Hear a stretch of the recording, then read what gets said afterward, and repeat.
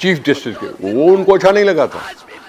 उसके बाद बहुत सी दफा हमें तारीफें भी सुनी। जब इमरान खान को 40 सीटें सुप्रीम कोर्ट दिला रही है तो उनको अच्छा लग रहा है।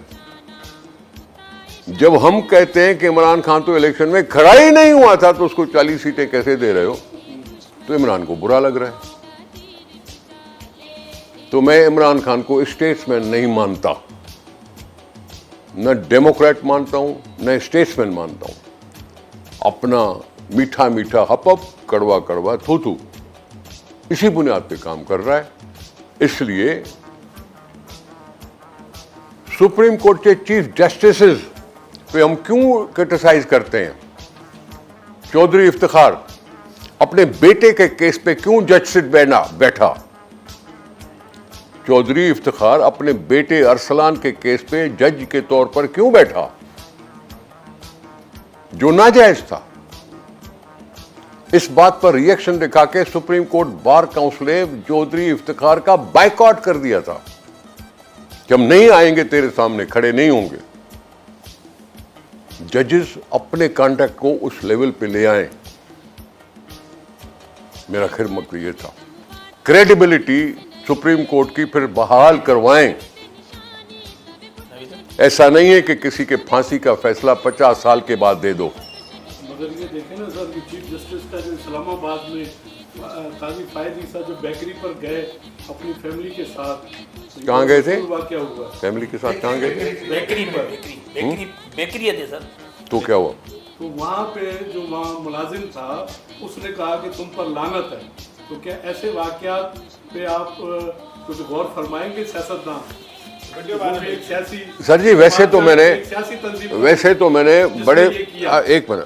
मैंने बड़े बड़े ममालिक के सदूर साहबान को दुकान पे खड़े होकर सब्जी लेने के लिए भी देखा है।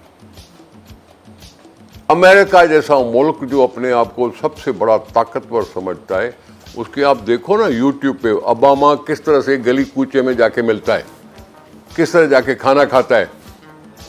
ये बात अपनी जगह पे। यही कह रहा हूं मैं कि चीफ जस्टिस पर अगर किसी ने बुरा भला कहा तो क्रेडिबिलिटी की बात है।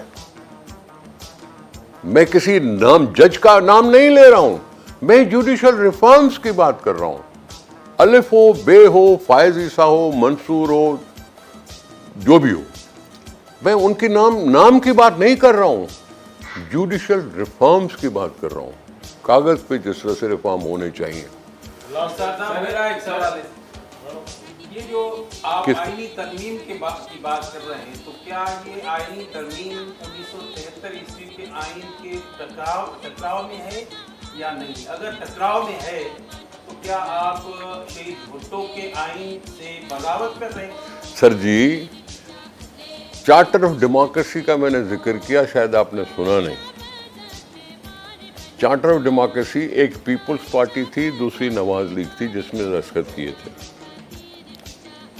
चार्टर ऑफ डेमोक्रेसी को ड्राफ्ट किया रजा रब्बानी और एक दूसरे मुस्लिम लीग नवाज से कोई बंदे थे। ये चार्टर ऑफ डेमोक्रेसी आइन के आइन मुताबिक थी और उसमें अगर कॉन्स्टिट्यूशनल कोर्ट का जिक्र किया गया है तो आप कैसे कह सकते हैं कि भुट्टो साहब की आइन को हम इधर उधर कर रहे हैं?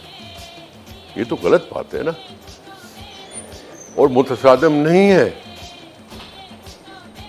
और मुतसादिम 73 के कॉन्स्टिट्यूशन से नहीं है।